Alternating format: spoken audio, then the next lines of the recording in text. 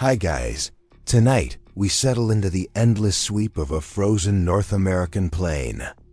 You can almost feel the sting of the wind on your cheeks, sharp as a knife, while your boots crunch through drifts that seem to swallow your legs whole. Every breath you pull in is so cold, it feels like glass shards dancing in your throat. And as you stand there, surrounded by this brutal expanse of white and gray, you can't help but wonder, how did anyone manage to sleep here without simply turning into a human icicle by dawn? Honestly, you probably wouldn't survive this night, not without some serious tricks up your sleeve.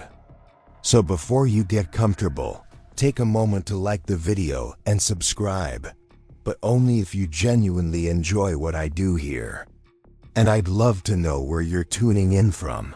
So drop your location and your local time in the comments. Now, dim the lights. Your eyes are drawn to the dim horizon where the snow meets the sky, the whole landscape muffled and hushed under its blanket. There is no traffic hum, no glow of cities, only the rasp of wind dragging itself across the flat plain. A line of smoke curls upward in the distance, defying the elements, and you find yourself drawn toward it. Each step is heavier than the last, your breath already frosting your lashes, but still, you move toward that faint promise of warmth. You imagine the people who lived here centuries ago, people who knew the cold intimately, yet still managed to build homes that turned this frozen wilderness into something survivable. The snow presses against your boots, creaking like old wood with every stride, and your ears ache from the icy wind. In your mind, you trace the history. Entire nations of Native Americans lived through winters harsher than what you're enduring in this little stroll. One fact often overlooked is how ingenious their shelters were: not just basic tents, but carefully engineered systems of hide, wood, and fire, tested by generations who couldn't afford failure. Mainstream historians point out that buffalo hides, sewn together in thick layers, were an essential barrier against the wind, more effective than the flimsy canvas Europeans later tried to use. It's not just a detail, it was life or death. You pause, squinting at the faint smoke ahead, and think about a more curious piece of trivia. Some tribes actually smeared the outer hides with mud or clay when storms were fierce, creating a crust that froze solid and acted like natural plaster. It's quirky, almost counterintuitive, adding wet material in sub-zero weather, but the hardened shell turned into insulation, not unlike a primitive igloo wall. This kind of adaptation reminds you that ingenuity wasn't a luxury out here. It was the only way forward. As you keep walking, the air seems to thin, or maybe it's just your chest tightening from the effort. The wind keeps asking the same question: how do you last a night in this? Scholars still puzzle over whether such shelters alone were truly warm enough without the constant aid of communal fires. Some argue the tents were so drafty that people relied heavily on sheer numbers, while others insist the design itself, angled walls, tight seams, venting flaps, was surprisingly efficient. The truth may lie somewhere in between, an imperfect balance of architecture and shared endurance. You let your imagination slip further, picturing the way your own body would crave warmth now if you had to spend the night. You'd shiver until exhaustion set in, teeth clacking like a percussion line, and eventually, your muscles would give out. That's the reality of exposure. Your body can't win against nature without clever tools. And it's here, in this vast openness, that you realize how extraordinary it was for native peoples to not just endure, but to thrive, to raise children, to hold ceremonies, to laugh and dream, while the wind outside clawed at their shelters. The smoke trail looms larger now, clearer, thicker, a sign of life against all odds. You picture a circle of tents gathered, their pointed tops rising from the snow like stubborn reeds in a frozen lake. Each one is a beacon of survival, each one filled with stories you can almost hear if you close your eyes.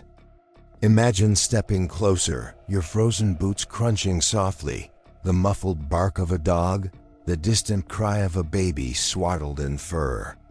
The outside world is merciless, but inside those hide walls, there's light, heat, and a cocoon of human resilience. For a moment, you just stand there, your own breath drifting out in clouds, and you think about how the first lesson of surviving the night is simply to move toward the fire, always toward the fire. The tents ahead promise more answers, but for now you hold on to the thought that clever hands, clever hearts, and an unbreakable will have turned this impossible plain into a place where people lay down at night, closed their eyes, and actually found rest. You step closer now, boots sinking into the drifted snow as the wind whistles around your ears.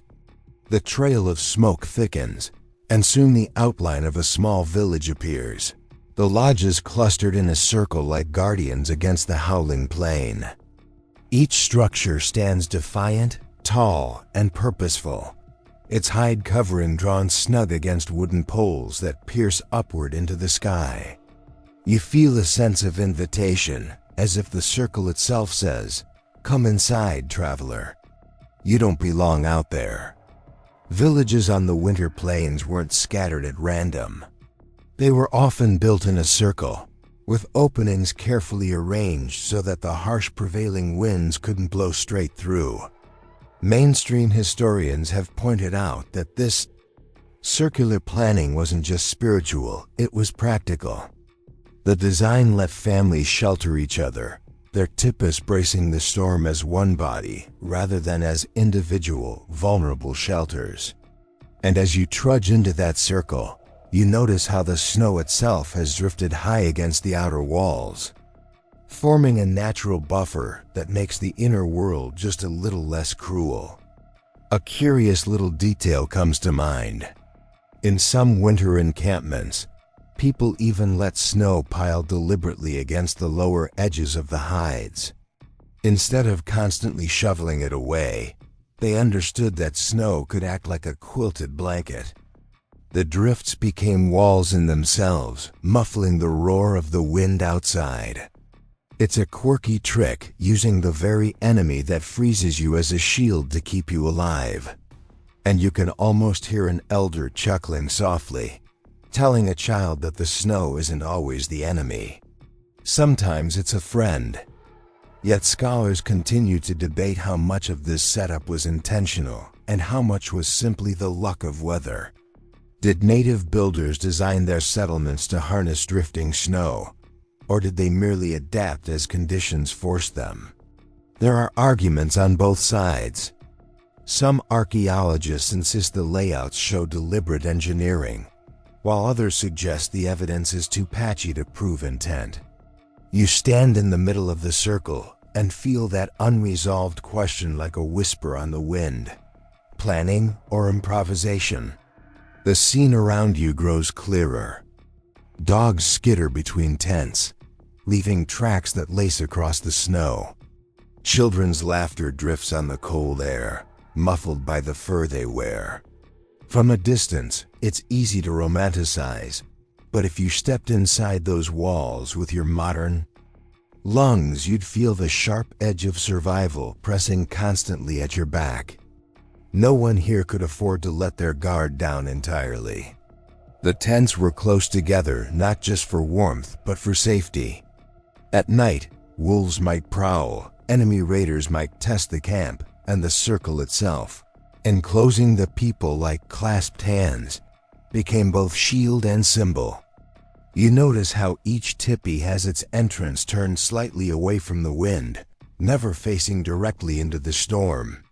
You picture families ducking in, brushing off snow, stomping their moccasins before slipping inside, and you realize that even the smallest detail, direction, placement, order was part of the survival game. Nothing here was casual. Your imagination keeps filling in the gaps. You see women tightening the cords that lash the hides, checking for gaps where drafts might sneak through. Men carry wood, shoulders straining under frozen logs cut from far-off river groves. And all the while, smoke continues to rise, the lifeblood of the camp. Inside every lodge, a fire glows like a heartbeat. Together, those little fires create a constellation of warmth against the night. Step by step, you wander through the encampment. You hear low voices, smell roasted meat mingling with smoke, and feel the way the cold weakens as the walls close in around you. This circle is no accident. It is architecture born of necessity, born of memory, passed down from countless winters before. You almost envy the certainty of these people, who knew exactly where to pitch a home when the world outside was trying to kill them. For a moment, you look up. The poles of each lodge pierce the sky like skeletal fingers, and snowflakes spiral down between them. You realize that here, in this circle, you're not just safe from the storm. You're also inside a story, one that stretches back centuries. You are walking among people who turned nothing but hides, wood, and willpower into survival. The circle holds you, and for tonight, you belong.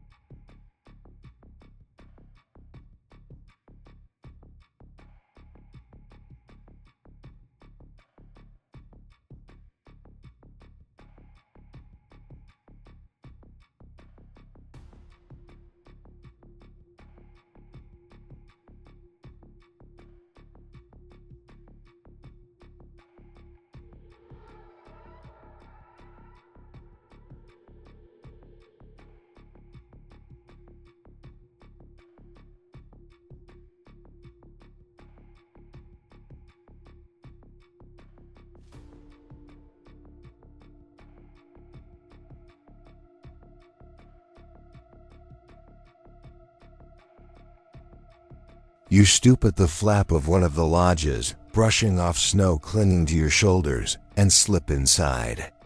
At once, the world changes. The scream of the wind vanishes into a dull hush, and the cold slackens as if it can't quite find you here. Instead, you are greeted by a darkness that feels alive, a womb-like space stitched from hides and warmed by firelight. Your eyes take a moment to adjust to the dim glow at the center, flames licking upward, smoke curling lazily through the vent. Above, the air smells of wood smoke and tanned leather, faintly sharp with resin from the pine that burns. You feel it cling to your hair, to your clothes, the way all who lived here would carry that scent everywhere. There's a softness underfoot, too. Rush mats or furs spread across the frozen ground keep you from touching bare earth.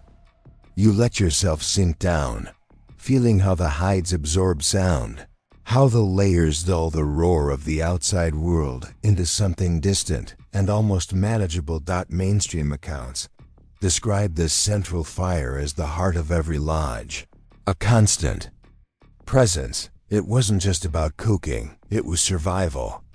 The fire warmed, yes, but it also controlled moisture, drying hides and keeping bedding usable through long months of frost.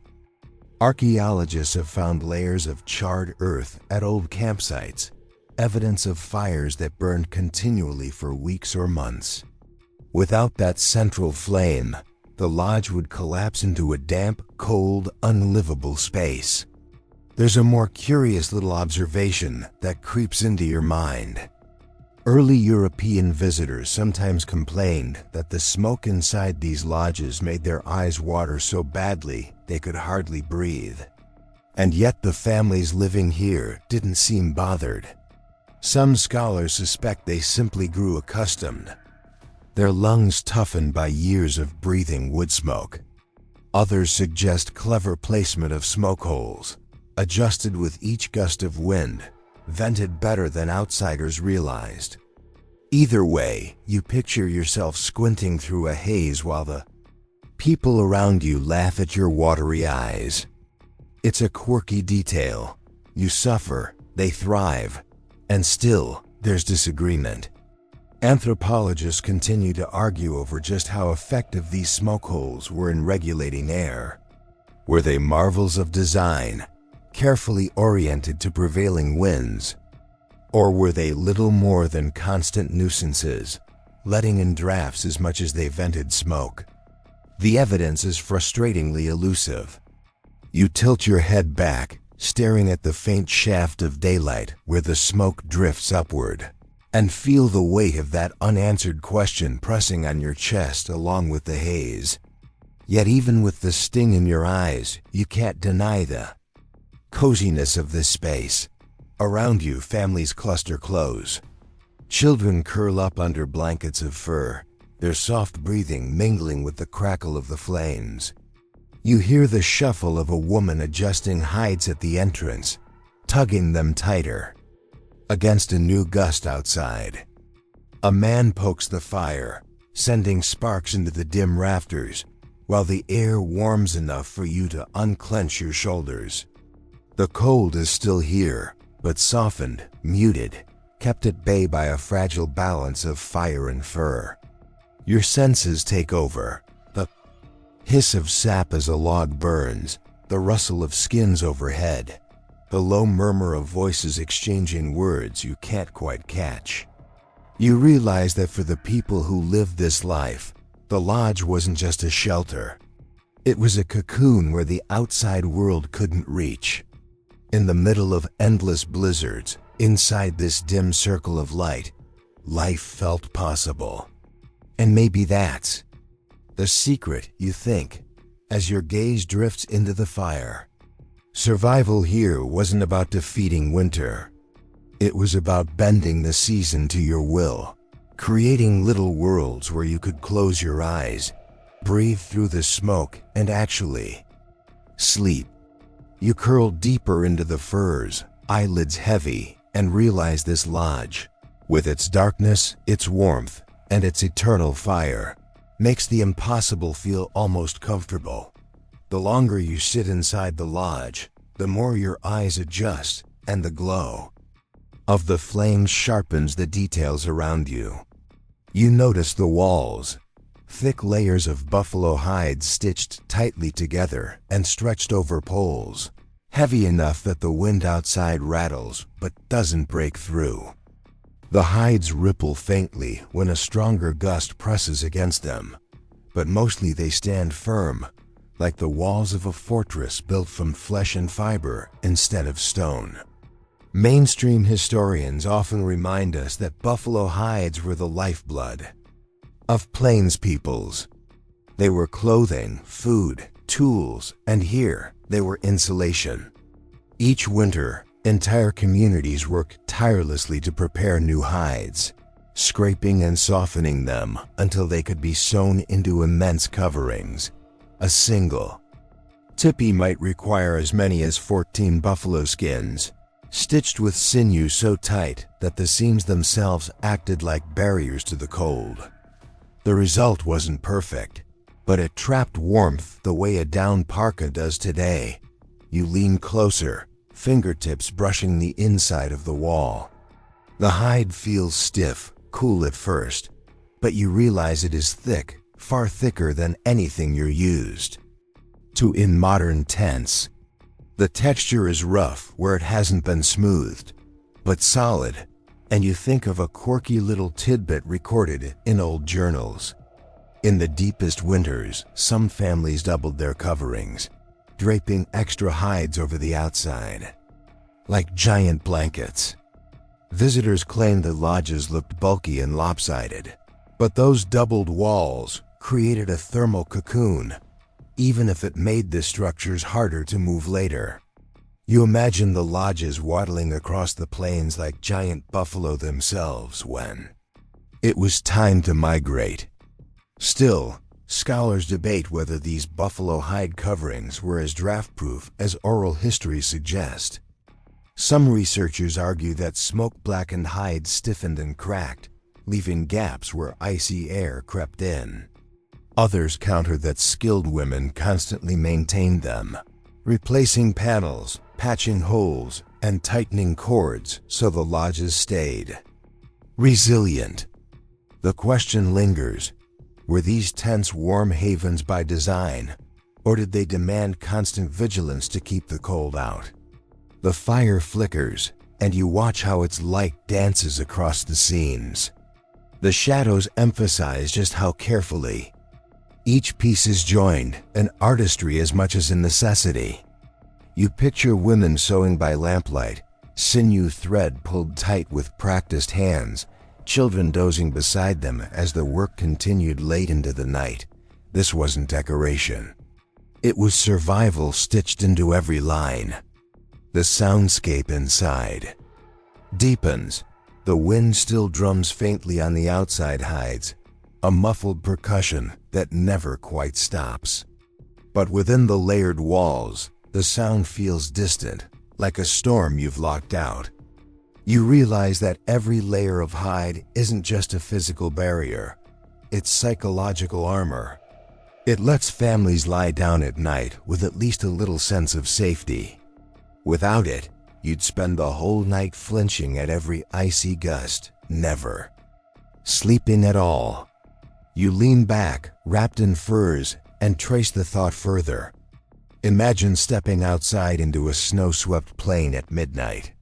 The wind claws, the stars blaze cold above, and your body screams to retreat. Now imagine slipping back.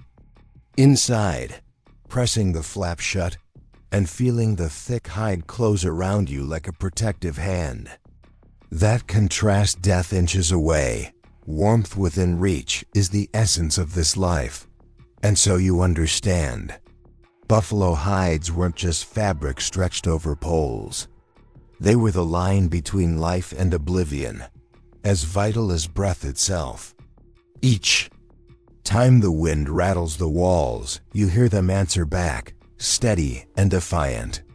And as you drift closer to sleep, the hides hum with their own message. We hold, we endure. We keep the night outside where it belongs. You shift slightly, sinking deeper into the lodge, and notice something subtle beneath you. The bedding isn't flat on the earth. It rises a little, as if the floor itself has grown a soft mound. Your fingers brush the edge, and you realize the sleeping platforms are lifted above the frozen ground. In a world where every ounce of heat mattered, this small detail made the difference between shivering all night and actually resting. Mainstream historians often point out that many plains and woodland tribes built bedding frames from willow or other flexible branches, lashed together to create low cots. On these, families piled furs, grasses, or woven mats, keeping their bodies from lying directly on icy soil. Cold seeps up relentlessly from the ground, leaching warmth faster than any draft from above. And these raised beds were simple, yet ingenious defenses. If you've ever gone camping without a sleeping pad, you know that feeling. The cold ground doesn't just chill you, it steals from you. There's an odd little tidbit about how people sometimes lined their platforms with fresh-cut cedar or pine boughs, not only for cushioning but for scent. Imagine drifting to sleep wrapped in fur, your nose filled with the crisp tang of evergreen. Some accounts even mention that the smell was considered protective, almost spiritual, warding off illness and bad dreams. A curious crossover between practicality and belief. You don't just want warmth, you want comfort. The feel of it is convincing though. You shift your weight, and the woven frame flexes slightly, creaking like an old rocking chair. The firelight flickers across the platform, catching the outlines of furs layered thick. You can almost imagine a family curling up together here, children tucked between parents, a grandmother muttering softly, everyone packed close not just for warmth, but for reassurance. Above them, the smoke spirals lazily. Beneath them, the cold waits, unable to breach the simple magic of willow rods and layered hides. Your senses keep pulling you deeper. The fur beneath your hand is dense and soft, maybe wolf or bear, still carrying the faint musk of animal life. The air is warm, enough that you can relax your jaw, stop clenching against the chill. You listen to the fire's low crackle, feel the rise of heat drifting upward, and recognize how cleverly all the parts work together. The hides above, the bedding below, and you suspended between, cocooned from the ice. It's easy to forget how fragile that balance is. If the bedding rots from damp, if the fire goes out, if the hides tear, the cold will return in a heartbeat. But for now, here inside this winter lodge, the raised platform feels like a small throne of survival. It elevates you not just above the ground, but above the constant fear of freezing. And as you ease yourself back, staring into the firelight, you realize the lesson hidden in these wooden frames. Sometimes the simplest lift, just a handspan above the ground, is what keeps you alive through the longest, darkest nights. You lean back on that raised platform, pulling the nearest covering across your chest, and feel the heavy weight of fur settle around you. It's not a blanket in the modern sense. It's a quilt of pelts stitched together, each piece carrying the warmth of an animal that once roamed these same plains. Bison, deer, elk, even fox, layer upon layer, trapping air the way modern sleeping bags do, only heavier, more primal. The sensation is immediate. The cold withdraws, chased from your skin, and you sink into a cocoon thick enough to muffle the outside world.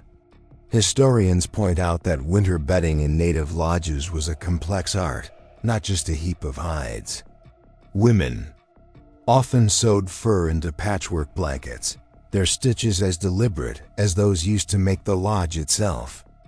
These coverings were prized possessions, sometimes handed down through families, and they became as central to survival as the fire in the hearth. When explorers first described them, they marveled at the sheer volume piles of fur so dense that a person could vanish beneath, warm enough to endure nights when frost crept even into the marrow of the bones. But there's also a quirky little footnote here. Some tribes didn't just use fur, they layered in feathers. Goose down and duck feathers were stuffed into covers, making them softer and lighter than heavy hides. Imagine lying beneath a patchwork of downy quilts, the feathers rustling faintly. As you shift, it sounds luxurious, almost decadent, and yet it was born not from indulgence, but from resourcefulness. Every scrap had a purpose, nothing was wasted. Scholars remain divided on how common these feather-filled coverings were. Some argue that only certain woodland groups with access to waterfowl could produce them regularly. Others claim trade networks carried such bedding far across the continent, meaning even a plains tipi might hold a quilt heavy with down. The records are ambiguous, the evidence fragmentary. So you're left to wonder, tucked under this imagined quilt, are you resting beneath an everyday comfort or under the rare spoils of a particularly well-prepared family? Your senses wander as you imagine the feel. The fur closest to your skin is soft, warmed by your body almost instantly. Beneath that, heavier pelts buffalo, perhaps pressed down like a weighted blanket, reassuring in their gravity. You inhale the faint scent of smoke embedded in every fiber, a perfume of survival that no amount of scrubbing could erase. Outside, the wind lashes the lodge, but here, beneath your coverings, the world feels distant, powerless. It strikes you too that these quilts weren't just practical, they were intimate.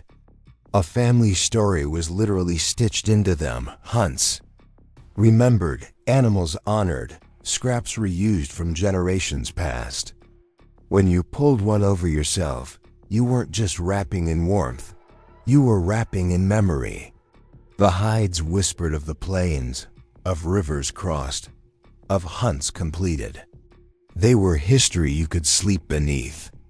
As the fire crackles lower, you draw the covers tighter, listening to the muffled world around you. Children turning in their sleep, a baby sighing softly, someone stoking embers with a careful hand. The fur absorbs the sounds, the feather lining dulls them further, and soon you're drifting in a silence as thick as the quilts themselves. And that's the real marvel, you realize. These coverings weren't simply about keeping death away. They created a world soft enough, warm enough to let dreams arrive. They gave families the chance not just to survive winter nights, but to actually sleep, to rest deeply enough that they could rise in the morning and face another day on the unforgiving plains. The fire in the center crackles, sending a last spray of sparks upward, and you realize how precarious this warmth truly is. Without it, every fur, every hide, every feather loses its power. Heat is the lifeline, and keeping that lifeline alive through the long hours of night isn't something left to chance. You picture the rhythm of winter nights in the lodge. Someone always awake, someone always tending, because the fire cannot be trusted to watch itself. Mainstream historians often describe this as a shared responsibility within families or bands. Nighttime fire duty rotated, sometimes informally, sometimes with a set order. One person would wake every couple of hours to feed the flames, stir the embers, and ensure the smoke hole stayed clear enough to vent. It wasn't glamorous work. It meant rising from warm furs, blinking against smoke, fumbling for logs with fingers, stiff from cold. But it kept the rest of the household safe. A fire that died overnight could mean frostbitten faces by dawn, or, worse, bodies too stiff to rise again. There's an odd, almost endearing detail you recall from some frontier accounts. Children, eager to prove their usefulness, sometimes begged for the chance to tend the fire. Elders would allow it, under watchful eyes, teaching them how to poke embers just so, how to place logs so they caught without smoking everyone awake. You can imagine a child grinning proudly in the glow of the flames, whispering to themselves that they were keeping the whole family alive. A quirky, almost heartwarming reminder that survival wasn't just duty. It was also a way of learning responsibility from the smallest age. Yet historians still wrangle with a simple but nagging question. How effective were these constant shifts? Did fires really burn hot enough, long enough, to sustain warmth through the coldest nights? Some argue that the hides and bedding alone carried much of the load, with the fire serving more for cooking and comfort. Others insist that without vigilant tending, frost would creep in relentlessly. The debate continues, smoldering like the embers themselves, unresolved but endlessly fascinating. You let yourself imagine one of those shifts. You stir in your bedding, your breath fogging in the dim air. Someone rises beside you, maybe a father, maybe an aunt, and pads quietly to the fire. The sound of logs shifting is soft but reassuring. Sparks flare, shadows leap across the lodge walls, and warmth pushes back against the chill seeping from the earth. You relax again, knowing someone else is watching. The watchfulness itself becomes part of the lullaby. The fire has its own personality. Here, it hisses when damp wood meets heat. It roars when a log catches properly. It sighs into embers when left too long alone. You can almost hear it complain when ignored or purr when fed, And like every living thing, it needs caretakers. The rhythm of tending, the poke, the shift, the small exhale of smoke becomes the background music of winter nights. You lie back under your furs and let the warmth creep into your bones. The flames, though modest, give the illusion of safety, and the knowledge that someone is always rising, always feeding the fire, lets you drift toward sleep without the weight of worry. Out here, on a plane that could kill you with a single lapse, that trust is worth more than any quilt or covering. And so you learn that survival in the lodge wasn't silent endurance. It was teamwork, vigilance, and the quiet hum of duty shared between generations. Each log tossed onto the flames was a promise whispered in the dark. We will keep you warm until morning. The fire glows steadily, but you notice another trick at play. Near the edge of the lodge, someone has slipped smooth. Stones close to the flames. They lie there quietly, heating in silence, gathering energy as if they're storing the day's sun. A little later, one is lifted carefully with wooden tongs and tucked beneath bedding, hidden under layers of hide. At first, you think it's nothing, but then you realize these stones are miniature suns, placed close to sleeping bodies to radiate heat through the long, dark hours. Historians have pointed out how widespread this practice was among indigenous, and there's a delightful, almost playful tidbit tied to these glowing rocks. Some families wrap them in cloth or bark before slipping them into bedding. Children would sometimes treat them like pets, snuggling against their stone dogs, or fire babies, laughing as the warmth seeped through the wrappings. Imagine drifting to sleep with a heated rock, tucked at your toes. Primitive, yes, but in its own way, not so different from a modern hot water bottle. Still, archaeologists puzzle over just how common this trick was. The absence of written records leaves room for debate. Did every winter lodge rely on heated stones? Or was it a practice only when fuel was abundant enough to spare? Some scholars argue that wood scarcity might have limited it, while others believe the sheer necessity of warmth made it a near universal tactic. The arguments swirl like smoke, never quite settling. You watch in your imagination as the rocks are placed, one at the base of a bed, another near a child's cradle, another under a grandmother's mat. The warmth spreads slowly but surely, seeping into fur, softening stiff joints, easing muscles clenched against the cold. The glow is invisible, yet its presence is undeniable, a comfort that lingers long after the flames burn low. The sensory detail is vivid, the faint crackle as a hot stone touches damp fabric, the soft hiss of steam rising, the earthy smell released when stone meets heat. You can almost feel the contrast. Icy air on your face, steady warmth at your feet. It's a rhythm of hot and cold that balances strangely well, coaxing your body toward rest. And in that moment, you realize how resourceful these families were. Nothing was wasted, not even the stones scattered across riverbanks. Everything around them, the earth, the animals, the air, was pressed into service, turned into a partner in survival. What feels like improvisation is actually deep knowledge, honed through centuries of trial and memory. You settle yourself as if the stones were beneath your own bedding now, radiating heat up through your body. The wind outside rattles the lodge, the fire sighs low, and yet the warmth lingers, secret and steady.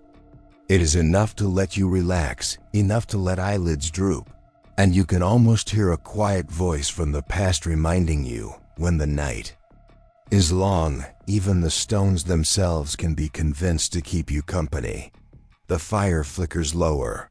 Stones radiate their stored heat, and yet another layer of protection is working outside. You picture the snow itself, piled high against the base of the lodge, like a white blanket draped by nature's own hand. At first, it seems absurd. Snow is the enemy, the biting edge of winter, but here it becomes an ally. Packed tightly, the drifts press against the hides and seal the base, cutting off drafts and muffling the constant howl of the wind. Historians often note that many native communities didn't rush to shovel snow away from their lodges. Instead, they allowed it to bank naturally, sometimes even encouraging it. The science is simple. Snow, when packed, holds trapped air that acts as insulation. It's the same principle that makes igloos surprisingly warm inside, even though they're built from ice. By winter's deepest nights, the base of a tipi could look half buried, and yet those drifts were not a danger. They were a wall of protection. One quirky little detail comes from oral traditions, describing how children would sometimes burrow into those snowbanks during the day, carving little tunnels and caves for play. Parents might scold them for letting in too much cold, but at the same time, they knew the snow itself wasn't a threat if respected. In fact, the muffled quiet inside such burrows was oddly comforting, like being inside a secret den. You imagine a child sneaking back in, cheeks red, hair dusted with frost, carrying that same muffled silence back into the lodge as if it were treasure. But scholars still disagree on how intentional this use of snow was. Did families really plan their lodges to harness snowdrifts? Or did they simply adapt to what winter handed them? Some argue that encampments were sited in places where drifting was predictable, behind hills, near riverbanks, while others believe the snowbanks were more accidental than engineered. The debate lingers, just as though itself lingers long. After storms have passed, inside the lodge you feel the difference. The wind rattles above, but at your feet, the air is still. The packed snow has become a barricade, forcing drafts to climb higher before slipping in. The sound changes too. The storm's roar outside is muted into a low hum, like distant ocean waves rather than an immediate assault. It's strange, almost soothing, to know the same snow that can bury you alive is also what lets you rest. You let your senses lean into it. The muffled quiet, the way your breath seems steadier, the strange comfort of knowing your walls are thickened by nature itself. Snow has turned from enemy to blanket, from killer to caretaker. You close your eyes and think of how resourceful the people here were, how they refused to see only danger in their world. Instead, they found allies in the most unlikely places, allies that would keep them alive when the night stretched endlessly on. And so, as the wind keens above and the fire sighs low, you feel the snow pressing against the lodge like a gentle hand. Outside, it is fierce and merciless. But here, wrapped in hides and blanketed by snow, you find the quiet possibility of sleep. The night grows deeper, and though the fire smolders and the hides hold strong, the real warmth comes from something more intimate. You glance around the lodge and notice how closely everyone lies together. Children pressed between parents, elders curled beside grandchildren, dogs tucked in at the edges, bodies forming a patchwork of warmth as effective as any fur quilt. Out here, heat is shared. Survival is a group project. Historians remind us that communal sleeping wasn't just a convenience. It was a necessity. A single body loses heat quickly, but several pressed together create a small climate of their own. Families slept in tight clusters, breathing in unison, their warmth mingling and circulating under heavy hides.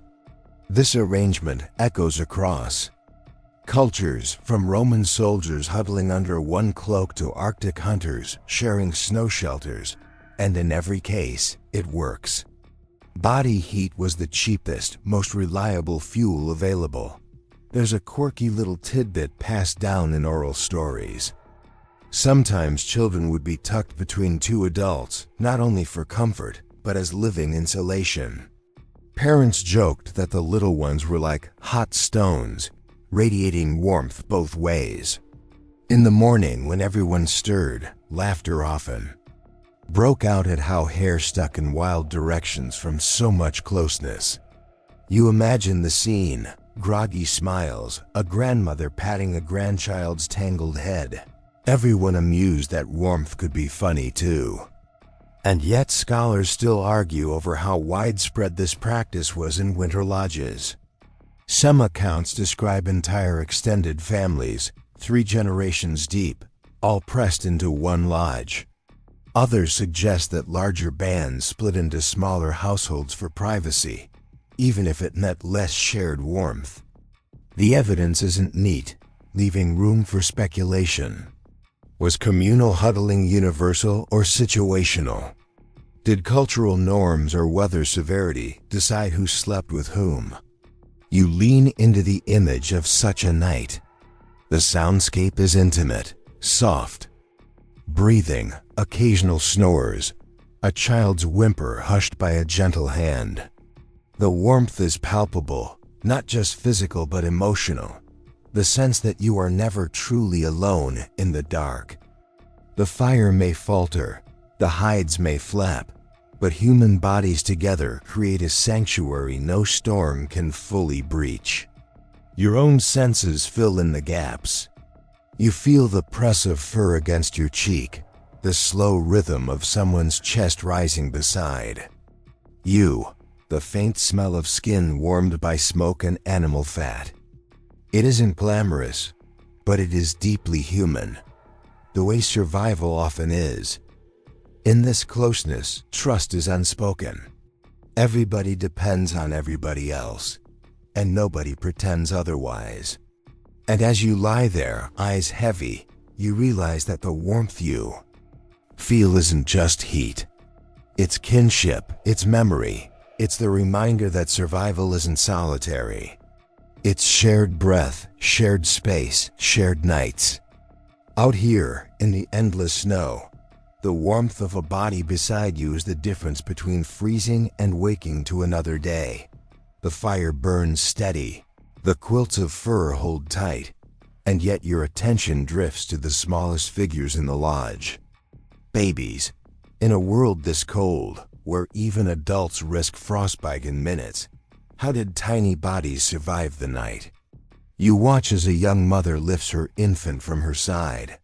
The child swaddled tightly in layers of fur and moss, nestled into a cradleboard that is more than just a carrier. It is a tiny fortress against the cold. Mainstream historians emphasize that cradleboards were essential tools of survival. A baby bound in one was not left bare to the winter air. Beneath the wrappings, absorbent moss lined the frame, working like a natural diaper while adding insulation.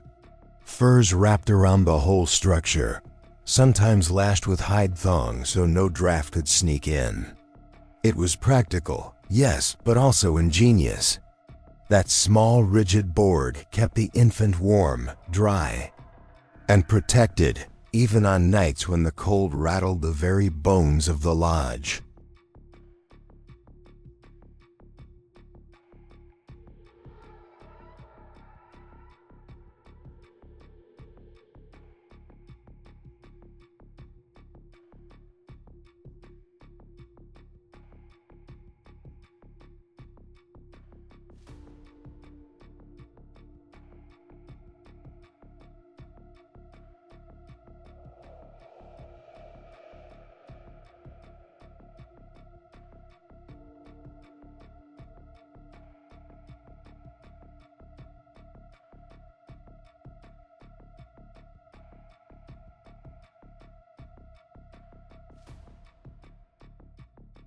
And then there's a quirky tidbit that surfaces from some frontier accounts. In particularly cold nights, parents sometimes tucked heated stones, carefully wrapped, near the foot of the cradleboard. Others say they placed the entire cradleboard close to the mother's side, sliding it beneath the same coverings so her warmth radiated into the infant's cocoon. Imagine the odd sight of a rigid fur-wrapped bundle pressed right up against its mother, both breathing in sync, two lives tied together by the simplest of arrangements. But scholars continue to argue over whether infants were always kept in cradleboards through the night, or if in winter, swaddling alone was more common. Some anthropologists argue that cradleboards limited flexibility, making it harder to keep a baby warm with shared body heat. Others counter that the careful layering and moss lining were precisely what made them safe in such climates. The archaeological record naturally leaves no infant bedding behind, and so the debate lingers, unresolved. You imagine the sensory details of such a scene. The mother's breath curls over the fur, misting in the low firelight. The baby shifts faintly, but no cry comes. There's a quirky tidbit in oral lore. Children sometimes pretended the wind was a giant animal pawing at their lodge, trying to get in. They laughed at the thumps and flutters, turning fear into play. Parents encouraged these stories, perhaps, because they lessened the terror of storms that could last for days. You picture a little one giggling under the furs, whispering that the sky bear is scratching again. Yet scholars still debate just how secure these lodges were against the fiercest blizzards. Some argue that no matter how tightly hides were lashed, snow and wind inevitably found their way in, chilling the interior. Others suggest that with enough layers and constant attention, the lodges were remarkably resilient, keeping families surprisingly warm even in brutal conditions. The archaeological record leaves only post holes and charred fire pits, so the arguments remain unresolved. Like the sigh of wind through Pole's Dot, the sensory experience is unmistakable. The wind outside roars, but here it becomes a muted heartbeat. Against the walls, the fire crackles in counterpoint, offering its own rhythm. Together, they form a lullaby of survival, the storm and the hearth singing in duet. You feel the vibration of each gust through the floor, a low thrum that travels up your spine, not frightening but grounding. It's the music of winter life, unavoidable yet strangely reassuring. You breathe deeply, filling your lungs with smoke-tinged air, and realize how the sound changes your perception of the storm. Outside, you would hear chaos. Inside, you hear persistence. The lodge doesn't silence the storm. It reshapes it into something survivable, even soothing. And as your eyes flutter heavy, you find yourself grateful for the steady drumming, a reminder that the world beyond may rage, but within these hides, you are cradled in rhythm. The wind fades to a steady murmur, and with it, your other senses heighten. You inhale, and the night delivers its own perfume. Wood smoke thick and sweet, leather warm from firelight, dried meat hanging strips that give off a faintly savory tang. These are the smells of winter survival, stitched into the fabric of the lodge. You can almost taste them on your tongue, layered like the hides overhead. Historians often remind us that smoke wasn't merely a nuisance, it was preservation. Meats, fish, even berries were hung in the rafters where the fire's smoke curled. The constant exposure dried them, warded off rot, and flavored them too. The lodge itself became both home and smokehouse. And the smell, it clung to everything: clothes, hair, bedding, even skin. For the people inside, it was the smell of comfort, of safety, of food waiting when storms made hunting impossible. There's a quirky little note from early European visitors who remarked that native lodges smelled so strongly of smoke and leather that they tasted it in their beards for weeks. Imagine stepping outside after a night here, carrying that scent wherever you went. For the villagers themselves, it was hardly noticed, just part of existence, as natural as the air itself. But scholars still wrangle over how healthy this smoky world was. Did constant inhalation of wood smoke damage lungs over generations? Or did people adapt? Some argue high mortality from respiratory illness hints at the cost, while others suggest resilience was greater than we assume. Without medical records, it remains an open-ended question, lingering in the haze above the embers. You close your eyes and let the scent fill you more deeply. Smoke curls into your hair, rich and resinous. The hides around you give off an earthy musk softened by age and use. From the corner, a faint sweetness drifts, perhaps dried berries hung in a pouch, their sugars caramelized by heat. The air is thick, layered, textured. Every breath carries the story of the lodge. For the families living here, those smells weren't just background, they were reassurance. If the lodge smelled of smoke, the fire was alive. If it smelled of meat, there was food to share. If the hides gave off their musk, the walls were intact, holding strong against the storm. Even your sense of smell became part of survival, part of the nightly inventory that told you, without words, that you were safe. And so you settled deeper under your furs, eyelids heavy, lungs filling with the rich perfume of wood and hide. Outside, the storm is scentless, blank, merciless. Inside, the world is saturated, comforting, alive.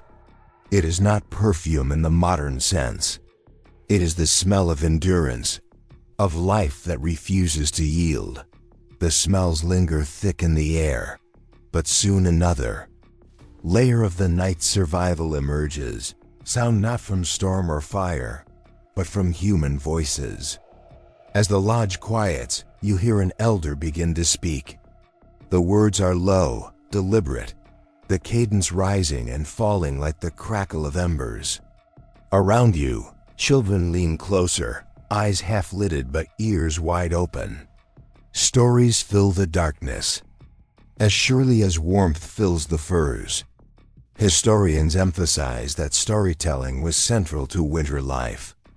Long nights when work was done and storms kept families indoors became seasons of oral history. Myths, genealogies, hunting tales, trickster stories, all passed from voice to ear, ensuring that nothing important was lost. Survival wasn't only about body heat, it was about memory, identity, continuity. Without these tales, the cold nights would swallow more than just warmth. They would swallow meaning. And here's a quirky little tidbit you might not expect. Some tribes believed children would sleep more peacefully if the last words they heard at night were stories of heroes or animals.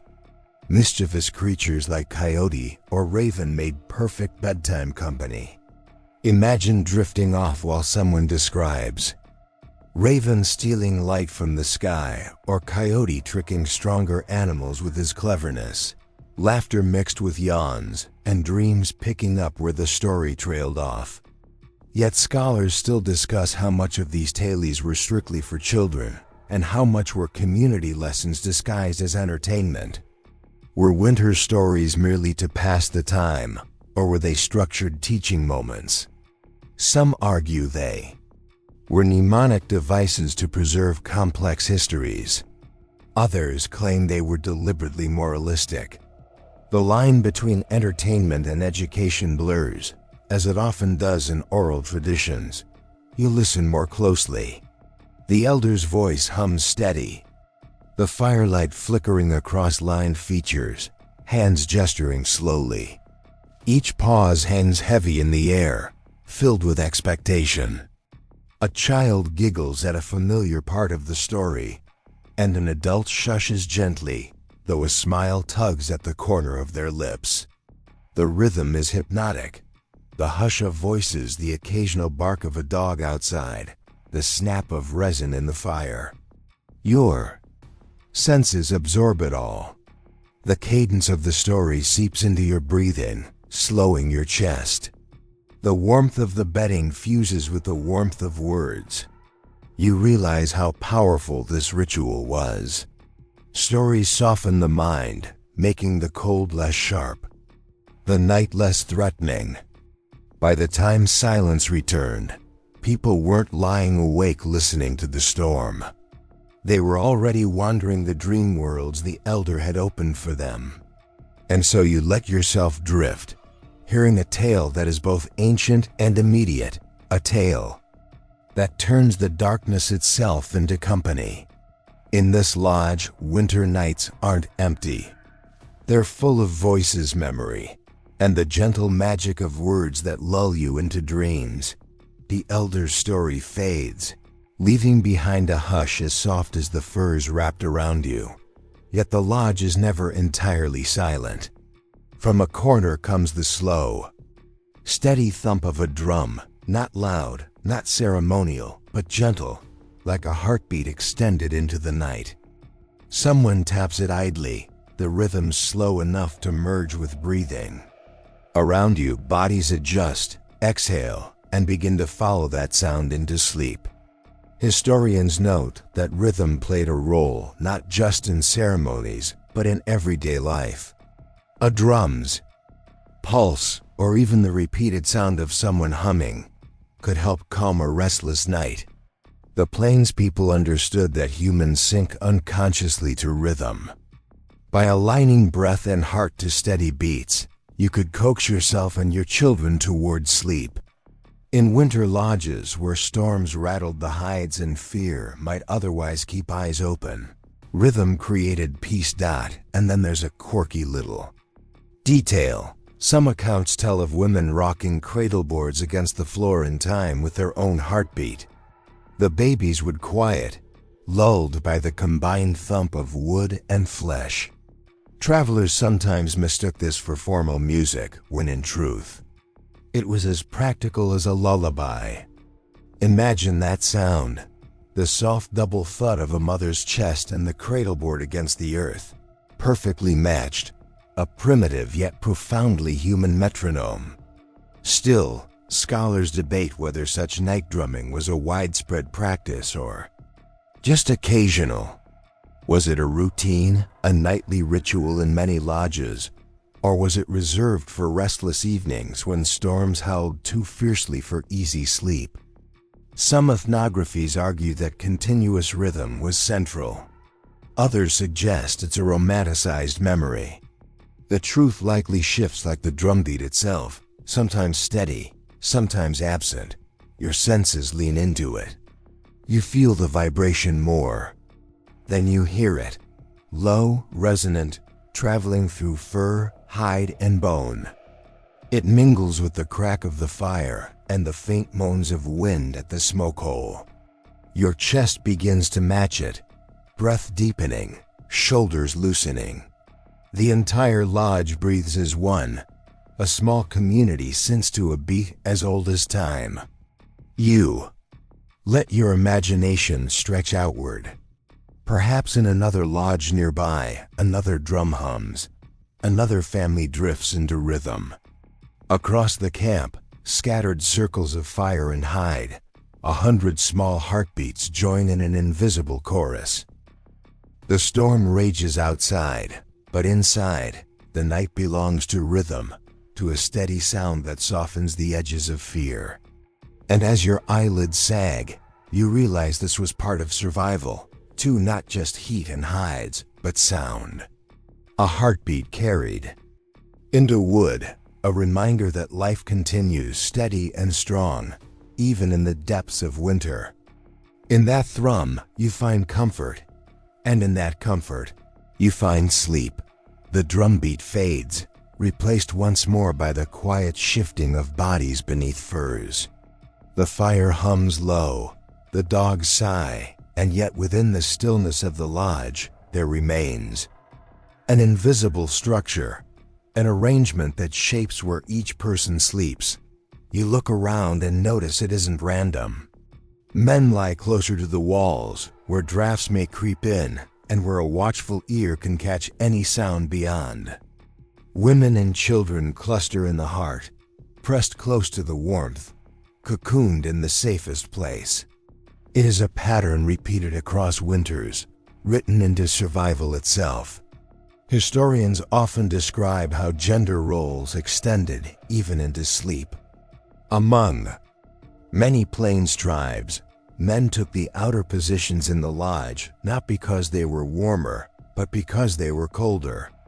They absorbed the edge of the drafts, their bodies forming the first line of protection against the outside world. Women, who nurtured the children and tended the fires, stayed toward the center where the heat collected.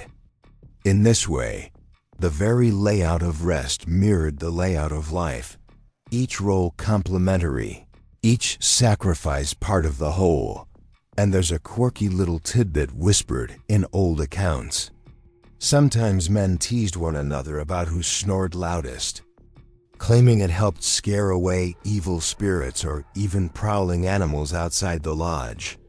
Imagine a family chuckling as a warrior's thunderous snoring rattled the hides, half amusement, half reassurance. In a world where wolves howl beyond the firelight, maybe a good snore really did sound like protection. Yet anthropologists still discuss how rigid these patterns were. Did all families strictly follow this placement? Or did comfort often win out? Some evidence suggests the arrangement was flexible. Elders might be given the warmest place, or a mother with a newborn might sleep near the fire regardless of gender expectations. Others argue the arrangement held strong, a nightly rehearsal of communal duty. The truth, as usual, may lie in the shifting lines of memory and circumstance. You take in the sensory detail of such a scene. To your left, a man shifts, his outline silhouetted against the faint draft creeping under the hide. His breath mists in the chill, but he does not stir fully awake. He has learned to endure that edge of cold. At the center, a woman draws a fur, tighter around two small children, her hand gently pressing their backs, as if to remind them they are safe. Near the fire, another elder stirs, tossing a log onto the embers with the instinct of someone who has done so 1,000 nights before. The arrangement is practical, but it is also deeply symbolic. The lodge becomes a microcosm of society itself. Men outward facing, ready for danger, women inward, guarding the future. Children at the very core, the flame around which everything else is arranged. In that circle, you see not just survival but philosophy, a living diagram of how these people understood themselves and their world. The drumbeat may have faded, but the rhythm persists in the breathing of the men at the edges, in the sighs of women cradling children, in the steady rise and fall of warmth across the lodge. Together, they form a chorus of endurance, a living shield against the long, windy night. And as your eyelids grow heavy again, you realize that even sleep here is communal. Even dreams are shared. To drift away in this circle is to let go, trusting that others will hold the edges of the world until you wake again. The lodge is quiet now, the breathing steady, the furs heavy with shared heat. But beneath the stillness, hunger often lingered, gnawing at bellies through the long winter nights. Food was precious, and in the leanest seasons, survival meant making do with less than comfort. You shift slightly under the coverings, your imagination sliding into that reality, trying to fall asleep while your stomach twists and grumbles, the emptiness as sharp as the wind outside. Historians remind us that winter was the cruelest season for native families, especially on the plains. Summer hunts and autumn harvests filled caches with dried meat, berries, corn, and squash, but deep snows often cut off hunting grounds and depleted stores. Starvation was not uncommon. Families learned to ration carefully, measuring each portion so supplies might last until spring. Sometimes this meant going to bed with only a few bites in your belly. You weren't alone in that emptiness. Everyone felt it. Even for children, hunger was part of winter's embrace. And then there's a quirky tidbit worth lingering on. Some traditions spoke of fasting during harsh stretches, not only as a necessity, but as an opportunity. A vision quest forced by hunger might bring dreams of guidance, spirit animals, or ancestors. The starving body wasn't just weak. It was also thought to be porous, open to visions. So while some lay awake, gnawing on desperation, others whispered that emptiness could be a teacher. Imagine lying in the lodge, stomach hollow, drifting into dreams vivid enough to feel like journeys, as though hunger itself pulled you into another world. Yet scholars continue to wrestle with the question of how widespread such ritualized fasting was in the dead of winter. Was it truly embraced, or was it a rationalization in times of scarcity? Did families encourage children to see hunger as sacred, or was it simply endured with gritted teeth? The ethnographic evidence splits. Some accounts describe deliberate fasting ceremonies. Others suggest hunger was too brutal to be framed so neatly. The debate is unresolved, like so much of winter life, half necessity, half meaning. You let your senses explore what it might have felt like. You taste the faint tang of dried meat lingering in your mouth, a sliver eaten hours before. The smell of smoke, once comforting, now teases with the memory of food it preserved. Your stomach growls loudly enough that you glance around, embarrassed, though no one stirs. Everyone else shares the same complaint. In the dark, you rub your belly, wishing it quiet. The warmth of the furs cannot fill the emptiness inside. Still, there are gestures of resilience woven into these nights. A mother might hand a child a roasted marrowbone to suck, not for nutrition, but for comfort. An elder might distract the young with a story, filling their imaginations with visions instead of food. And sometimes, the act of simply lying close, sharing warmth, sharing breath, softened the edge of hunger. Misery divided as misery lessened. You can almost feel a hand squeeze your shoulder in the dark, wordlessly promising, "We will last until spring." The hunger sharpens your awareness. Every sound is louder, every smell more vivid. You notice the faint sweetness of berries stored in a pouch near the wall. You hear the crackle of the fire and imagine it as the snap of roasting fat. Though no feast awaits, you breathe in leather and fur, pretending for a moment it's roasted. Meat, survival isn't just physical.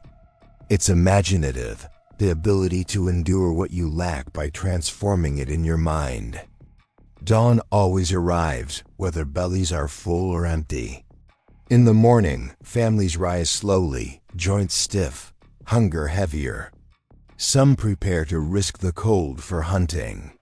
Others ration dried corn into a thin gruel. Children whimper, parents soothe, and the cycle of survival continues. Hunger does not vanish, but it is endured, woven into winter life as firmly as fire or fur. You return to your furs, stomach grumbling, and think about how different your own modern comfort is. You could reach for food with ease, but here the long night offers no relief. The lesson is humbling. Survival in the winter lodge was never guaranteed, even with fire and hides. It required patience, rationing, and sometimes the willingness to dream through the emptiness. And so you curl tighter, acknowledging the hunger as part of the night. It sharpens, it softens, it teaches. The storm outside rages on, but in here, even with nothing in your belly, you cling to the warmth, the closeness, and the stubborn knowledge that morning will come. The fire flickers low again, its light rolling shadows across the hides, and you notice something subtle yet ingenious. The bedding and coverings you rest under are not just purpose-made quilts. They are also the very clothes worn in the day. Heavy parkas, leggings, cloaks, moccasins, all of it serves double duty. By nightfall, garments become bedding, and bedding becomes garments again at dawn. Nothing goes unused in a world where resources are limited and the cold waits for any chance to seep in. Historians emphasize that winter clothing among native peoples was far more than decoration. Parkas lined with fur, leggings stitched from supple hides, cloaks sewn from feathered skins, they were essential armor. At night, these same items weren't folded neatly aside. They were spread beneath sleepers as padding or pulled over bodies as extra covers. An entire household might strip off layers and lay them out like a patchwork mattress, then pull heavier cloaks over the top. What had served as defense against the snow by day became a cocoon of protection by night. And there's a quirky little tidbit preserved in journals from early explorers.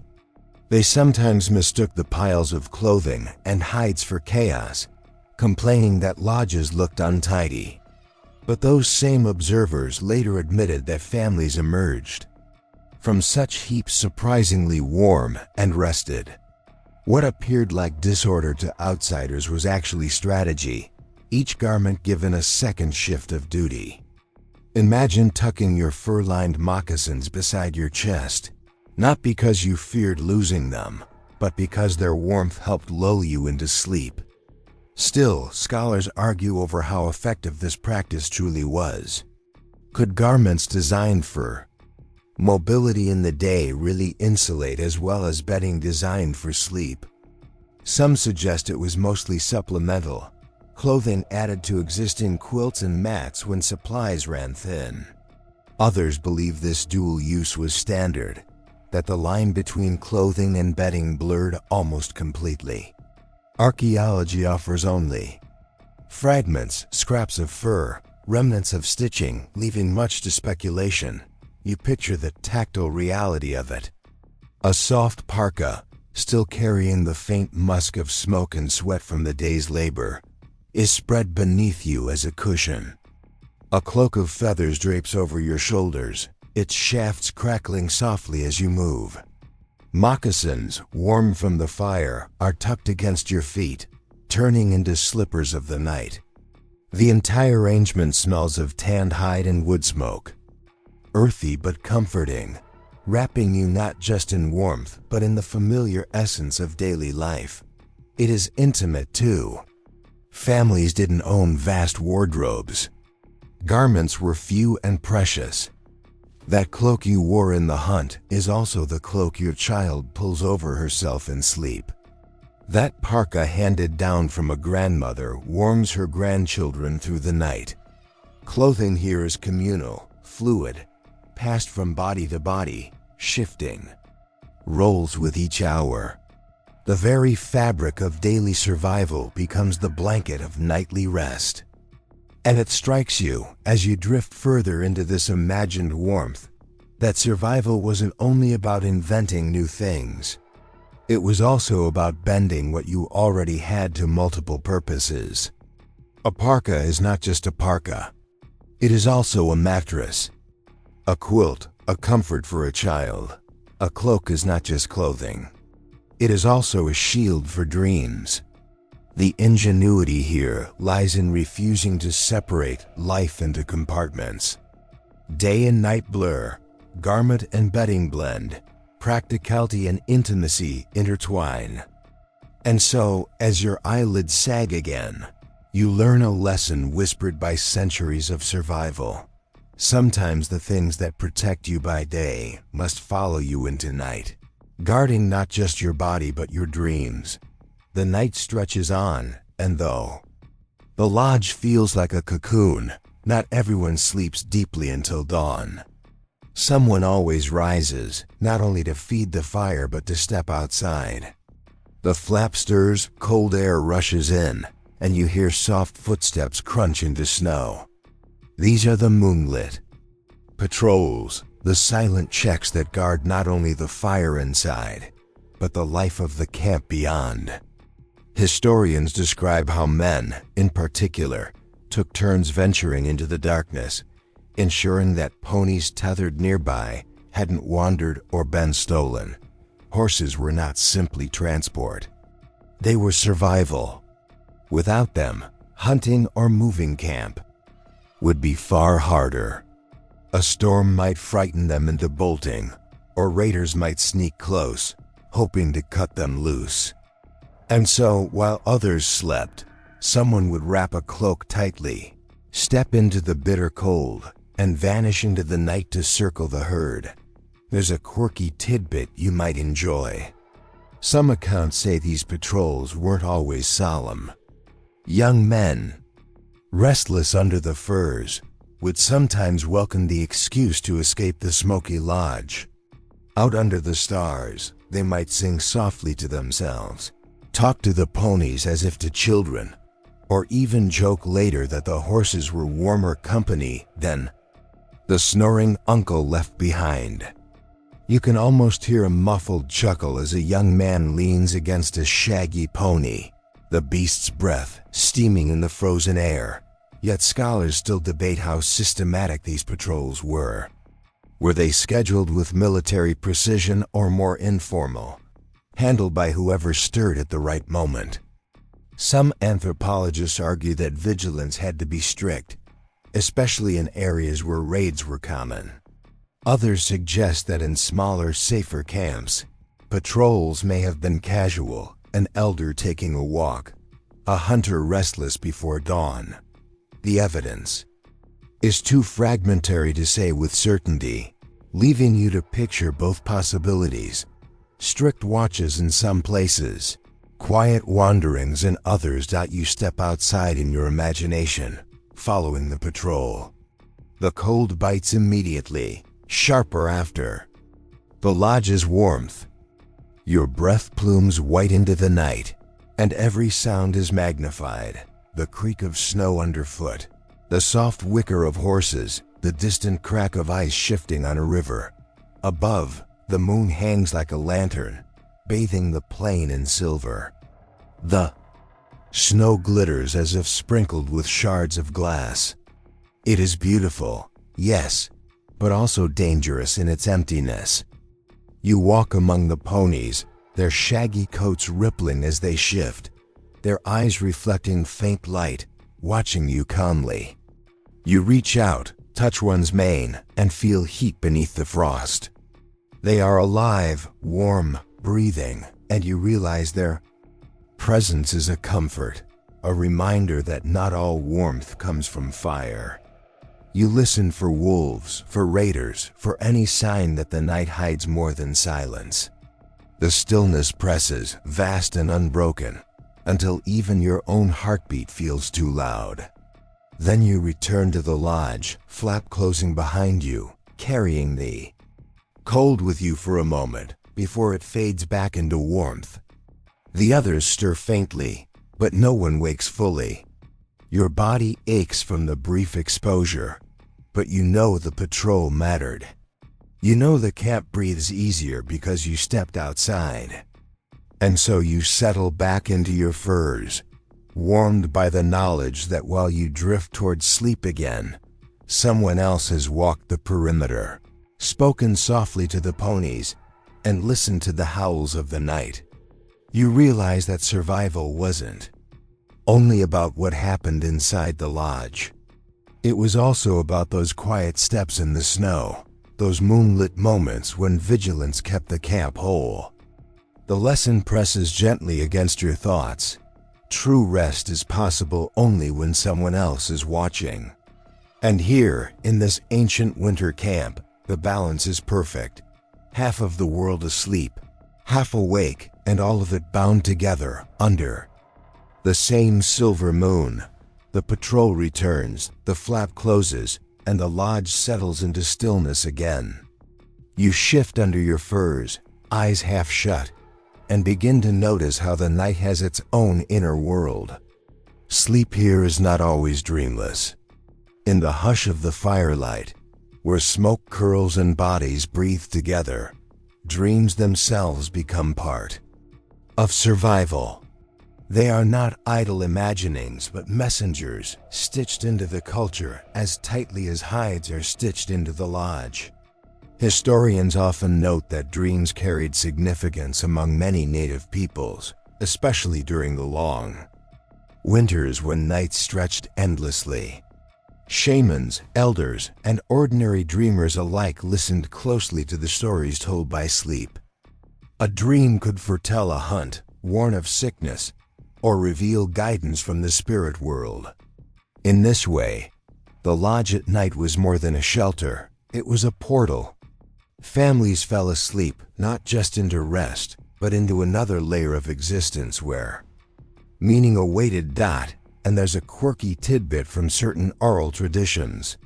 Some people would deliberately try to shape their dreams by sleeping with objects near them, stones, feathers, or small bundles of herbs. It was believed these items could invite specific visions. Imagine tucking a feather beneath your head and whispering a request to dream of birds, hoping for guidance on migration or weather, or slipping a carved stone beside you, asking ancestors to speak. In the stillness of a winter night, such rituals blurred the line between practicality and magic. Yet scholars continue to argue over how literally these dream practices should be taken. Were they universal, followed by entire communities, or primarily the realm of shamans and vision seekers? Some anthropologists claim that everyone gave weight to dreams, weaving them into morning conversations. Others believe the focus was narrower, reserved for spiritual specialists. The debate remains unsettled, like the lingering haze of a half-remembered dream at dawn. You let yourself drift into such a dreamscape now. The fire dims until its glow is no brighter than a heartbeat. Smoke swirls, and within it, you see shapes. Buffalo with steaming breath, birds beating against the ceiling hides, ancestors' faces shimmering like frost on river ice. The dream is vivid, too vivid to dismiss, and you understand why it carried such importance. Dreams here are not entertainment, they are lessons carved into the night. Your senses deepen into the experience. You feel the heaviness of sleep pressing you down, but within that heaviness comes freedom. The cold outside vanishes, the storm no longer matters. Instead, you walk in green fields, smell summer grass, hear the laughter of those long gone. The dream offers a reprieve from winter's grip, reminding you that warmth exists, that hardship is temporary. Perhaps this is why dreams were treasured. They gave not only prophecy but hope. And so, in the depth of winter, you find that sleep itself becomes a bridge. On one side lies the harsh world of frost and hunger. On the other lies a realm where ancestors speak, animals guide, and visions soothe. Both are necessary. Both shape the rhythm of life. Wrapped in hides warmed by family, you drift not just into slumber, but into stories that echo beyond the night. The dreams fade with the slow crawl of night, and when your eyes open again, it is to the faintest light creeping through the smoke hole. Dawn doesn't rush here. It seeps in, thin and gray, softening the shadows inside the lodge. Your breath fogs in the cool air, and when you touch the hide walls, you find them stiff with frost. The night's heat, though carefully guarded, could not keep every corner warm. Thin crystals of ice sparkle where condensation gathered and froze, glittering like fragile jewels in the first light of morning. Historians often describe this phenomenon, frost forming on the inner walls of winter lodges, the result of human breath, rising warmth, and bitter cold colliding. Families would wait to see their shelters gleaming faintly, as if a hidden hand had painted them with silver. It wasn't simply decoration, though. It was a reminder of how close the cold always lurked, pressing in, ready to reclaim the night. If vigilance lapsed, and there's a quirky little tidbit that some oral traditions recall. Children often drew shapes in that morning frost, just as modern children doodle on fogged windows. Little finger trails zigzagging across the hides, circles, animals, even handprints. It turned the harsh evidence of winter into a moment of play, laughter rising in the smoky dawn. Imagine a grandmother scolding lightly while hiding a smile, saying the lodge wasn't a canvas, but secretly enjoying the way children left their art on the very walls that kept them alive. Yet scholars still debate how severe these frosts really were. Were lodges warm enough that only a thin rim of ice formed? Or were interiors so cold that frost coated every surface by dawn? Accounts vary wildly. Some explorers wrote of lodges surprisingly cozy, while others described them as nearly as cold as the outdoors once the fire burned down. Archaeology offers little clarity, leaving the question suspended like the crystals themselves, glimmering and fragile. You imagine the sensory experience of waking in such a place. Your breath makes little clouds with every exhale. The furs around you are warm, but your nose and cheeks tingle with cold. When you shift, frost falls in tiny flakes, dusting your bedding like powdered snow. The fire's embers glow faintly, sending up threads of smoke that catch in the early light. You reach to stir them, your fingers stiff, and the crackle of kindling is the first true sound of morning. The lodge comes alive slowly. A baby fusses, and its mother lifts it from the cradle board, her breath visible in the dimness. Someone coughs into the smoky air, a deep rasp after a night of inhaling wood fumes. A man groans, rolling from the outer edge where drafts chilled him most. Each body carries the mark of the night. Smoke in the lungs, frost in the hair, stiffness in the joints. And yet they rise, alive, another night survived.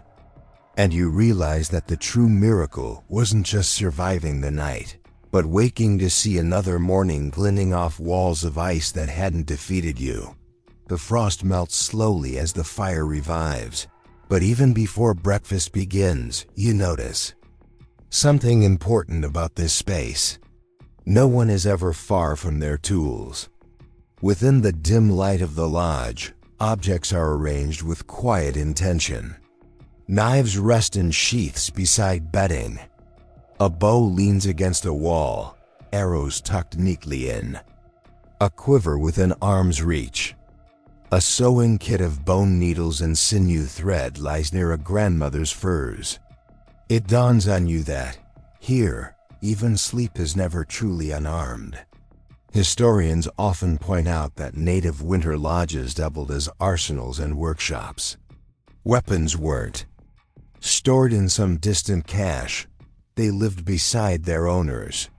If danger came in the night, whether wolves, raiders, or a sudden fire, everything needed to respond was already close at hand. Likewise, the endless mending of clothes and hides didn't pause for storms. Women might sew by the glow of embers late into the night, keeping children warm under the same covers where tools clicked and threads pulled. The lodge was bedroom, kitchen, and workshop all at once. And here's a quirky little tidbit that makes you smile. Some travelers recorded that children sometimes played with miniature bows or carved dolls at bedtime. Their toys were often smaller versions of the tools their parents used.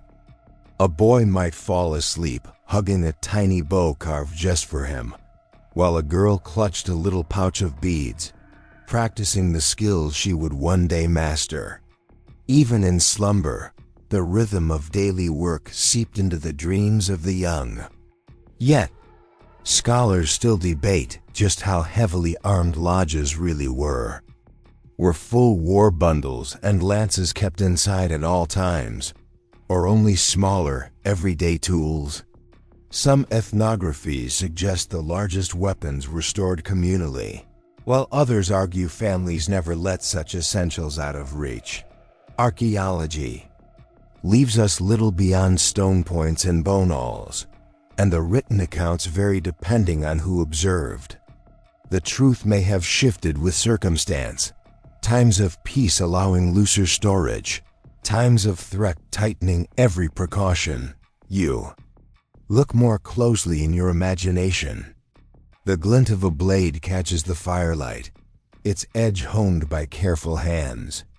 A spear lies beside a father's bedding, close enough to grasp in half-sleep. Across the lodge, a woman's pouch of needles rests open, bits of sinew thread gleaming faintly. These objects are not luxuries. They are lifelines, treated with reverence and practicality. Each family sleeps with survival at their fingertips.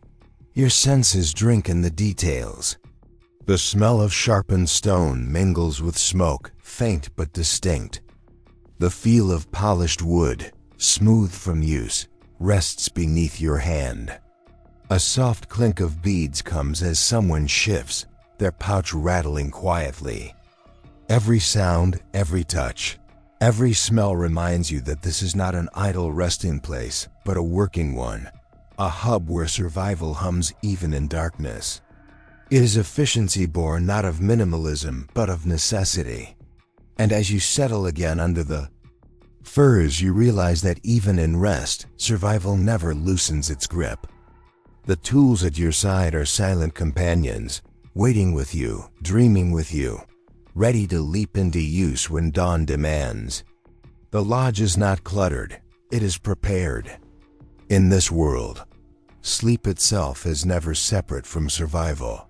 The tools rest close, but not every object beside the bedding speaks only of survival. Some whispers are softer, warmer. As the fire grows stronger and morning edges nearer, you notice two figures curl together beneath a shared cloak.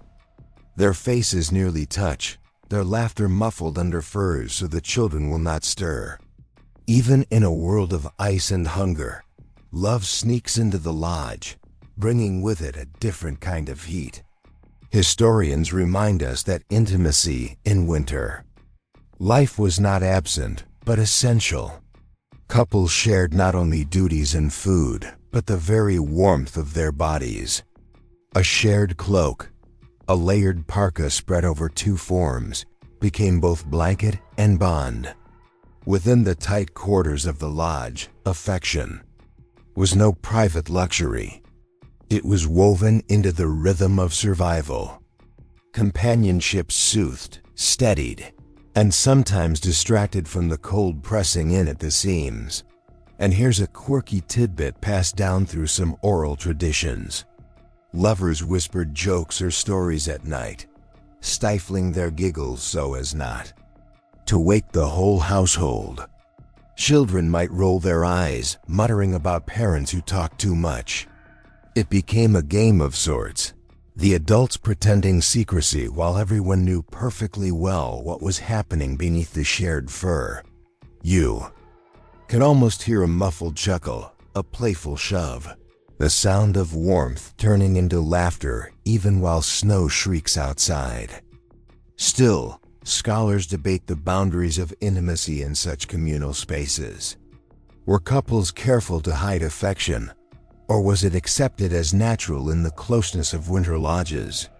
Some ethnographies argue that modesty prevailed, while others insist that privacy was a foreign concept imposed later by outsiders. The truth likely varied, shifting from family to family, night to night. In any case, warmth was shared, and love was no less a tool of endurance than firewood or fur. You let yourself imagine lying beneath that shared cloak. The smell of smoke lingers in the fabric, but beneath it is another scent. Flesh warmed by nearness, hair carrying traces of cedar or sweetgrass. A hand brushes yours in the dark, a squeeze of reassurance. Whispers murmur close enough that you feel breath against your skin. The cold still presses at the edges, but here at the core, another fire glows, one of affection, of human connection. Deeper than necessity. It's easy to think of winter nights as grim, but here you see their tenderness.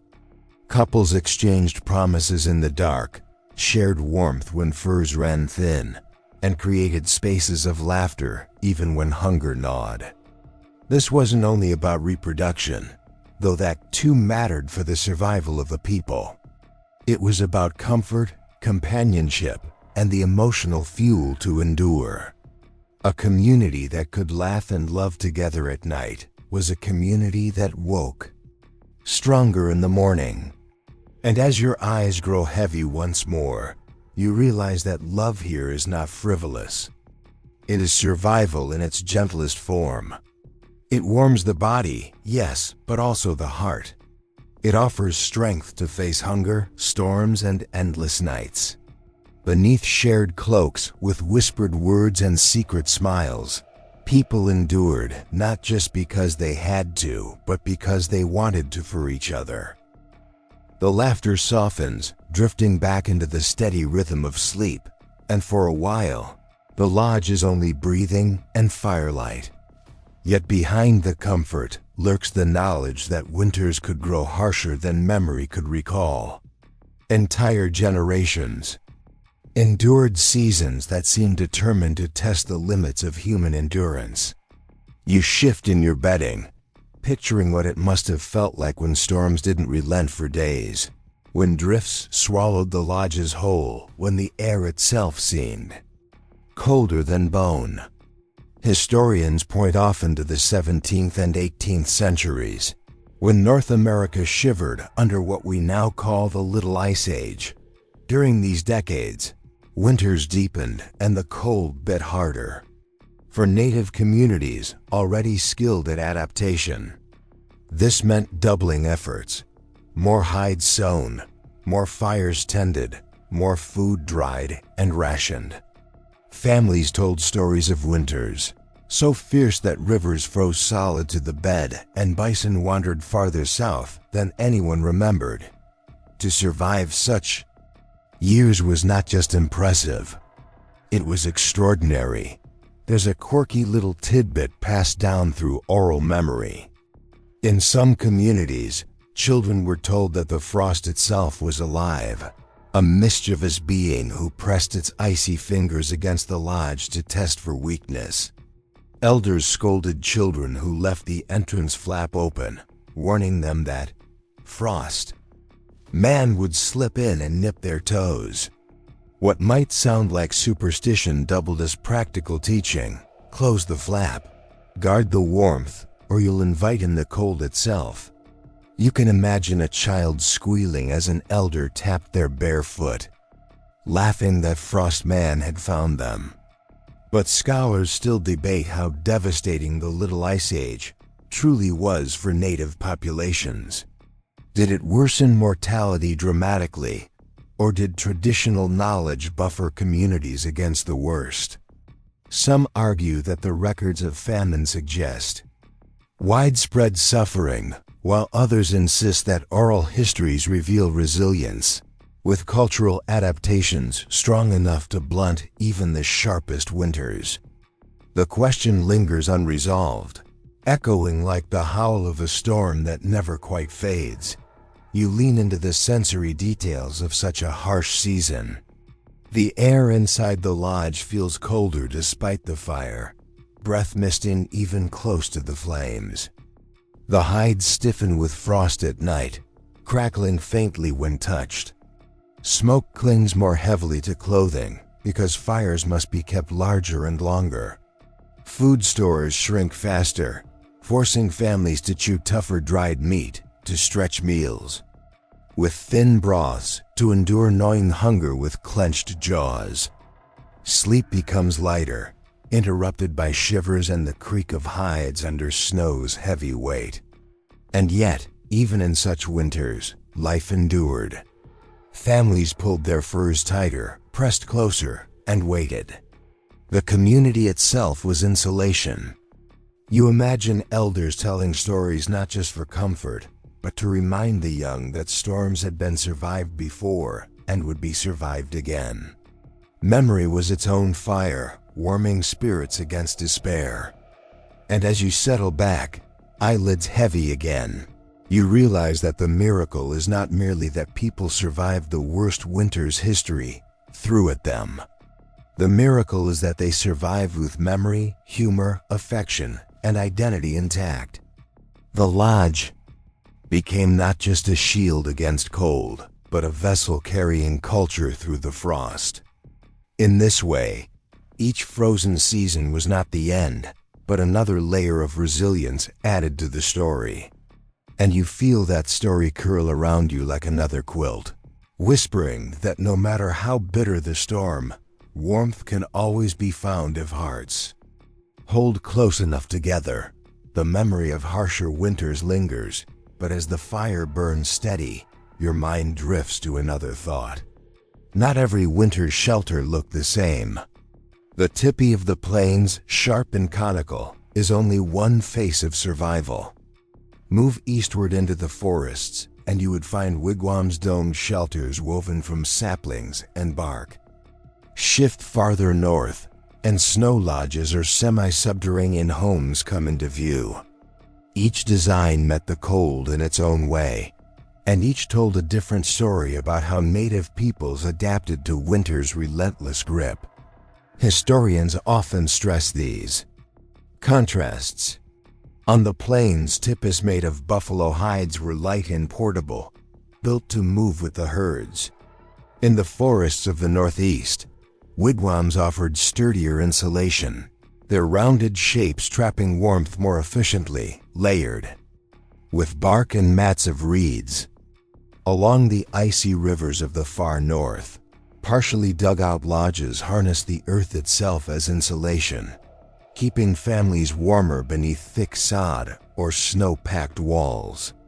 Geography shaped architecture, and architecture shaped survival. Here's a quirky tidbit that might make you smile. Some explorers visiting the wigwams of the Algonquin peoples remarked that they were so warm and close that one sweats even when the snow lies thick outside. One observer even claimed he had to step back out into the storm to cool off. Imagine that, complaining of heat in the middle of a blizzard, your breath steaming as you gasp for relief in weather others could barely endure. It's a reminder that comfort is relative and that native builders were masters at turning what they had into more than enough. But scholars continue to argue about which designs were most effective. Did the portability of tipis trade off too much warmth compared to the sturdier wigwams? Were semi-subterranean lodges superior in efficiency, but inferior in mobility? Some anthropologists argue that environmental conditions dictated everything. No single design was best, but rather each was perfectly tuned to its context. Others still suggest that cultural traditions, not just practicality, played a heavy role in why a people chose one form over another. You imagine now walking through such variety. Step into a wigwam and you feel the rounded ceiling pressing, the air downward, holding heat close. Bark panels creak faintly under snow's weight, but the interior glows with steady warmth as smoke seeps through a hole above. Step back outside and into a tipi, where the taller, angled walls pull smoke upward more easily, making the space airy but still protective. Then picture yourself descending into a semi-subterranean lodge, where earthen walls block the wind entirely, leaving you in a hushed warmth that feels almost buried. like sleeping inside the earth itself. Your senses drift deeper. The wigwam smells of cedar bark and damp earth, its mats woven with reeds still faintly sweet. The tipi carries the musk of hides, smoke curling steadily from its peak. The semi-subterranean lodge is quiet and still, its air heavy with the faint tang of soil mingling with the fire's resin. Each shelter gives its own kind of cocoon, its own way of saying, "Here you are safe for the night." And so you lie back again in your imagined lodge, warmed by hides but with your mind wandering into domes and dugouts and earthen walls. Each design is different, yet all answer the same unyielding question. How do you sleep through a night so cold it could end you? The answer, you realize, is as varied as the land itself, but always rooted in the same unbreakable will to endure. The fire burns brighter now, smoke winding lazily upward, and as you sink deeper into thought, you remember how these lodges must have seemed to outsiders, the first Europeans stumbling into villages midwinter, expecting misery and instead finding warmth. Their writings often reveal shock, even disbelief, that people living without stone houses or chimneys could endure blizzards in comfort.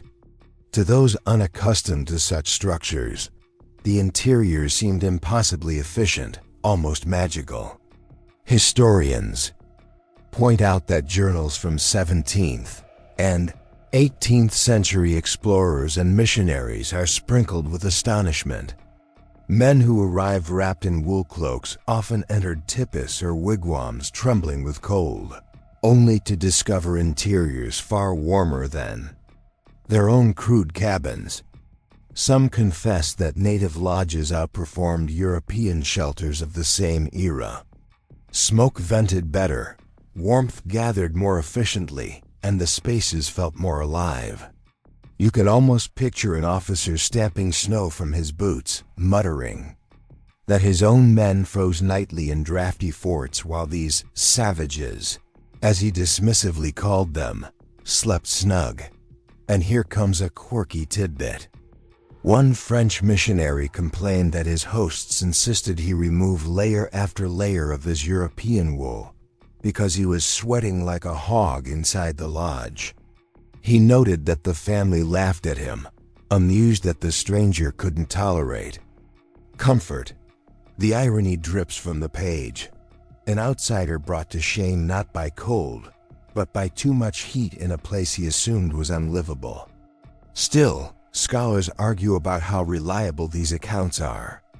Were Europeans exaggerating, eager to romanticize the noble savage? Or were they underplaying discomfort to highlight their own toughness? Some historians suggest these reports are colored by cultural bias, while others see them as honest amazement.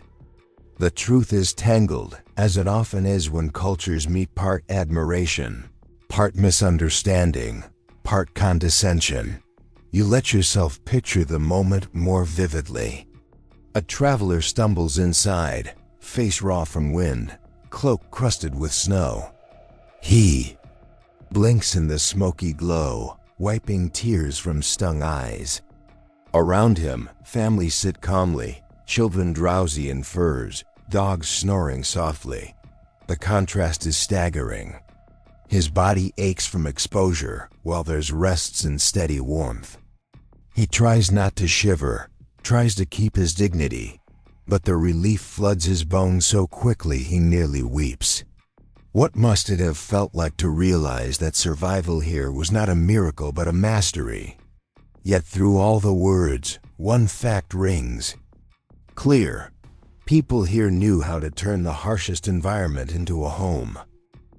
Outsiders might misinterpret, might argue, might even ridicule, but they could not deny the truth of what they felt when they stepped inside.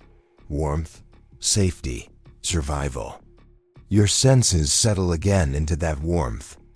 You hear the crackle of wood, the laughter of children amused by the foreign guest's discomfort, the soft rustle of hides as a woman adjusts a seam. The storm outside fades to a dull whisper.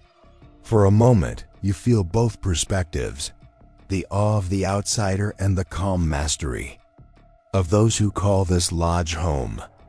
And as you sink deeper into your bedding, you realize that survival here was not just a matter of enduring the cold.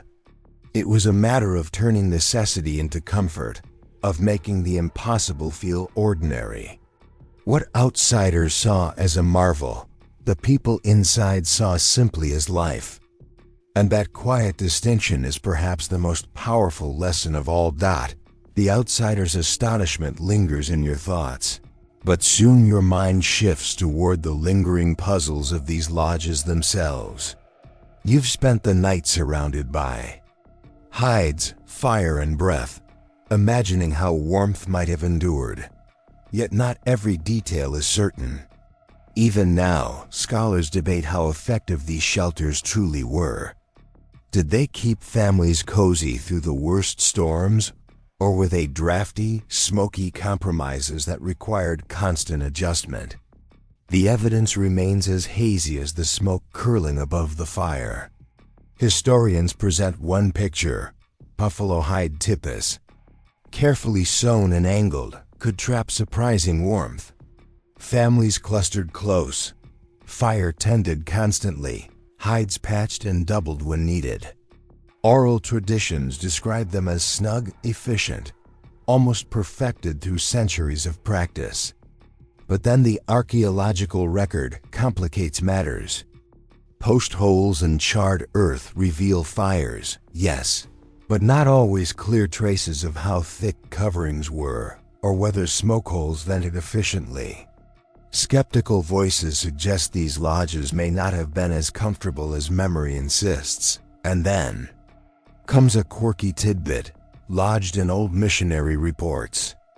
Some outsiders noted that when lodges filled with too many people, condensation dripped from the ceiling, making bedding damp. One priest wrote that he woke to find icicles hanging from the inner poles.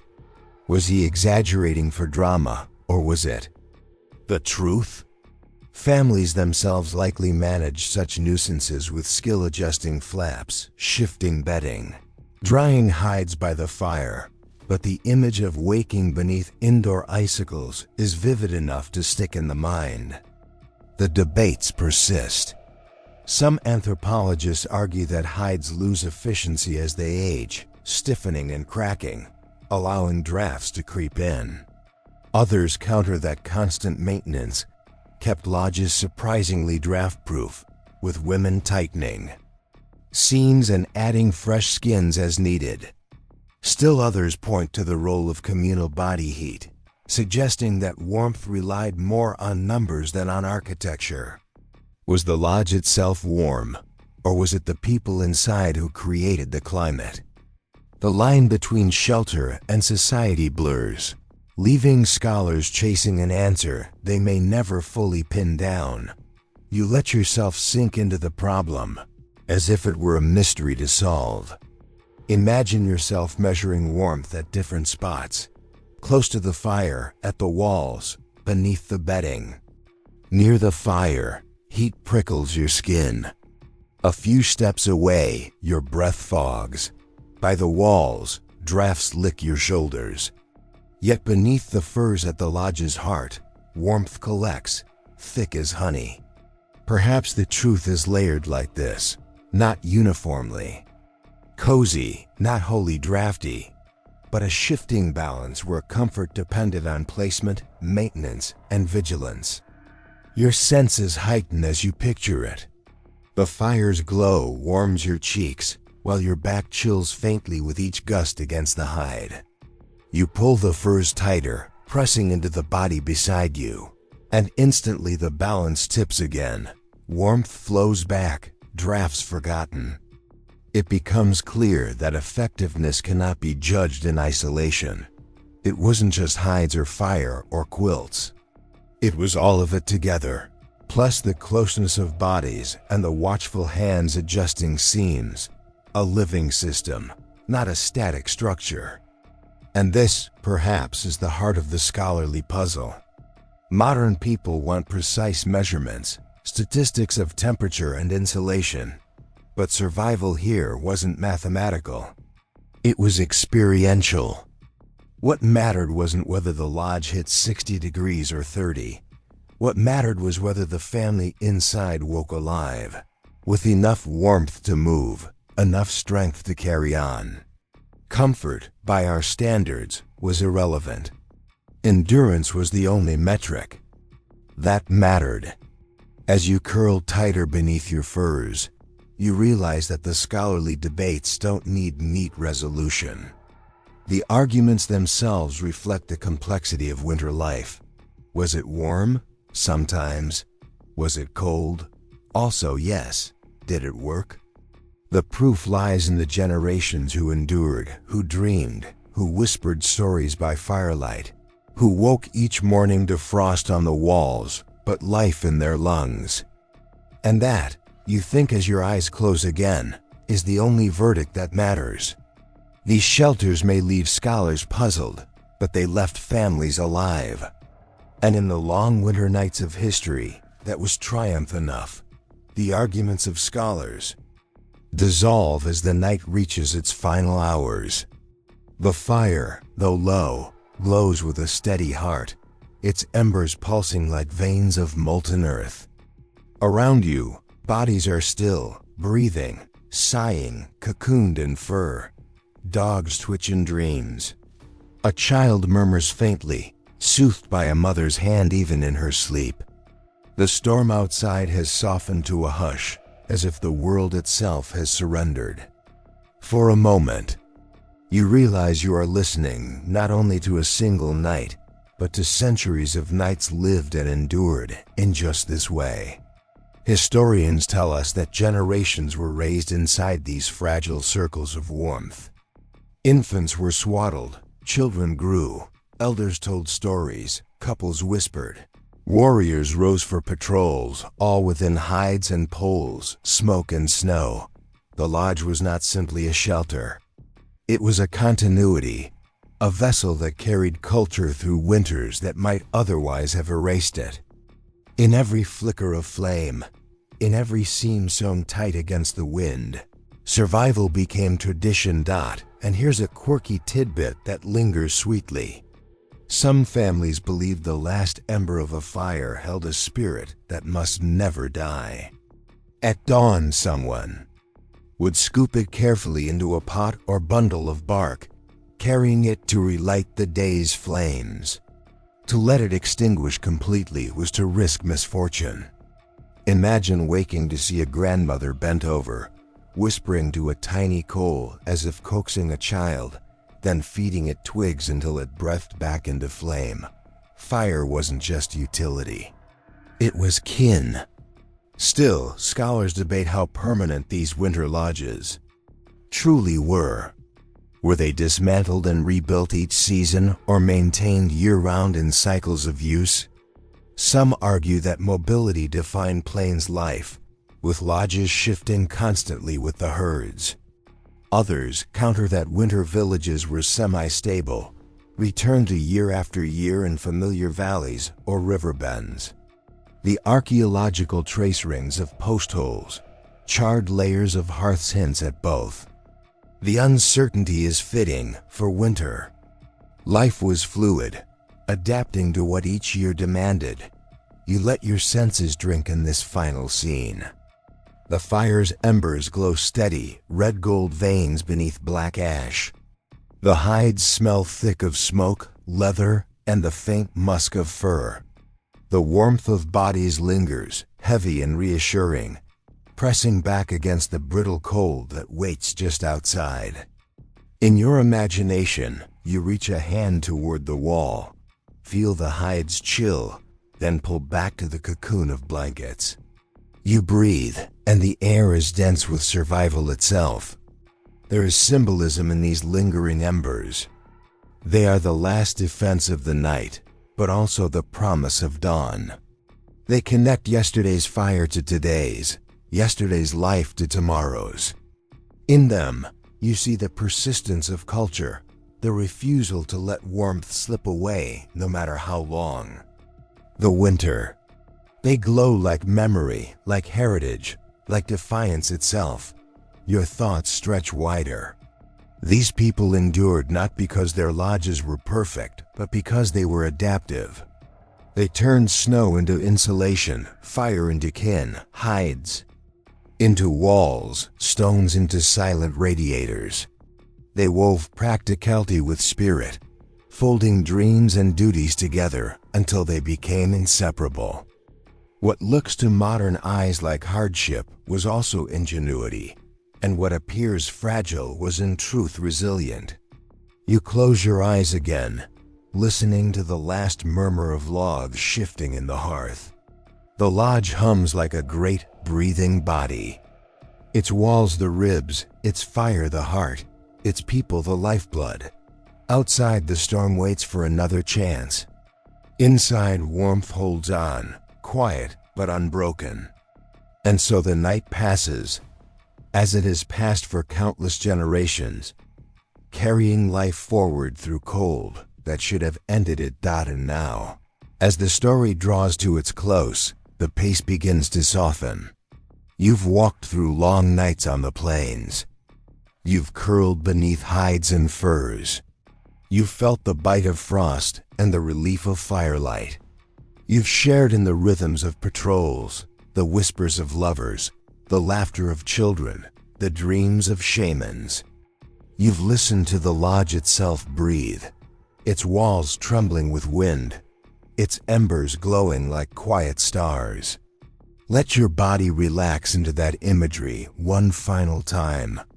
Picture yourself lying back inside a circle of warmth, the cold kept outside by nothing more than hides, fire, and closeness. Hear the muffled sigh of the storm beyond, reduced to nothing more than a lullaby. Smell the faint traces of wood smoke, leather, and snow melting into droplets on the hides.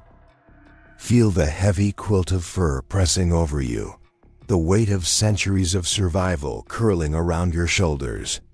Notice how each detail, once a matter of life or death, now lulls you toward rest. The fire's glow softens your eyelids. The steady breathing of those beside you steadies your own. Even the distant memory of hunger or frost has been transformed into reassurance. The knowledge that people found ways to endure, that warmth always returned. So let the last embers guide you.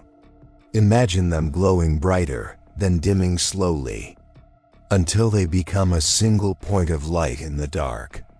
With each breath, they fade gently until nothing is left but calm. You are safe, you are warm. The storm outside cannot touch you here. Drift now into your own dreams, carrying with you the quiet strength of those who once lay in winter lodges, who kept the fire alive through the longest nights. Sweet dreams.